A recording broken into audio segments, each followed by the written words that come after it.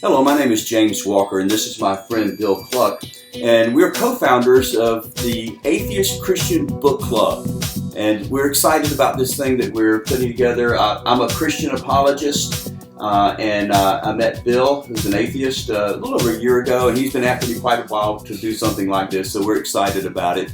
We're meeting the first Friday of every month here in Arlington, Texas at our offices, and we're going to be discussing a book from a Christian perspective and a book from an atheist perspective. We're going to go back and forth, a Christian book, atheist book each month, and we're going to we are inviting atheists and Christians to sit down for discussions of those books. We'll have some snacks or pizza or something like that to get started every Friday evening that we do that. So Bill is tell us about how you became an atheist and what you're hoping to see out of our Atheist Christian Book Club. Well, when I was a Christian in North Carolina, I attended some Baptist churches, and we had a creation evolution class, which was fantastic because we discussed the old earth, young earth controversy, can science support the Bible, and a lot of topics which we would delve deeper and deeper in, and became very interested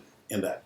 Then I went and at a Sunday school class in North Carolina, was invited to see Bart Ehrman at Barnes & Noble. And within 30 minutes, I realized I had no clue about New Testament scholarship or higher criticism. Of course, Bart Ehrman is a former Christian, now became an atheist too.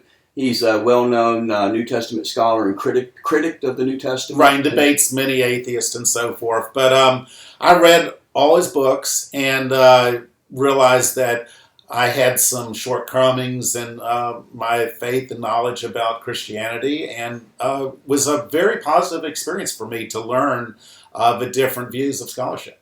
So at that point, did you lose your faith in the Bible and in Jesus? And is it at the point that you became an atheist? It had a strong impact on me, as did reading John Loftus's books and website, his Debunking Christianity website, because I saw the opposite view, the opposing views of Christianity and the critiques, and I just felt that it didn't live up to what I had expected. Well, one thing I like about you, Bill, is that we have something in common, is that we both had a crisis of faith and lost our faith. I was a Mormon before I became a Christian. I came to a crisis where I completely lost my faith in the Book of Mormon and the prophet Joseph Smith, and I made a transition from Mormonism. Now, of course, I'm an evangelical Christian, but that challenge to my faith is what gave me a huge interest in apologetics, and I want to know, why do I even believe what I believe? And so this is ended up becoming a career for me. So I'm a Christian apologist now and try to answer those issues.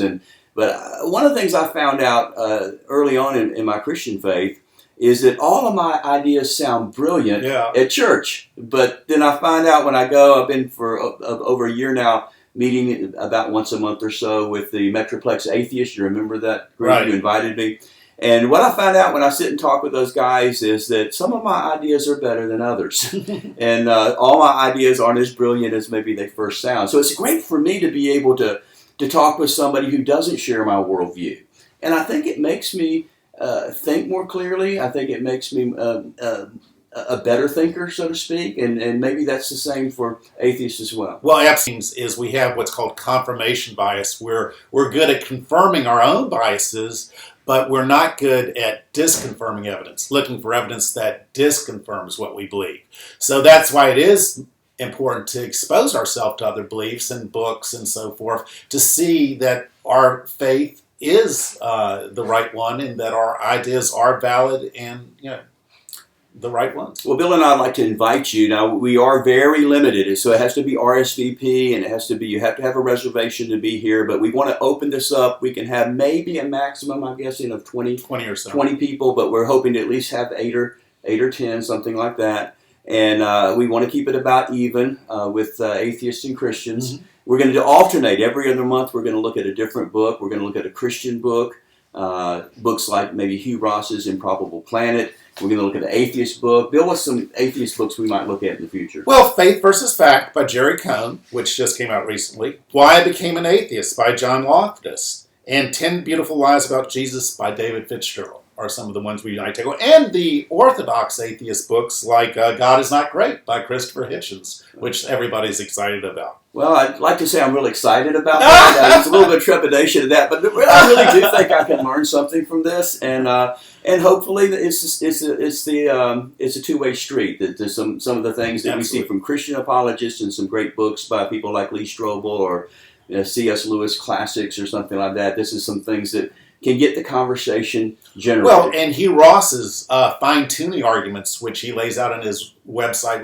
Reasons to Believe and so forth, are a formidable case against some of my atheist beliefs. And other atheists have said the fine-tuning arguments are probably the best arguments for God and Christianity. Well, we'll find out that. We'll find out, yeah. So I want to invite you, if you want to be a part of this, our website, www.atheistchristianbookclub.com, and put in a reservation. We'll save a place for you. We'll have some pizza and some soft drinks or something like that, and a great time. So we look forward to seeing you soon.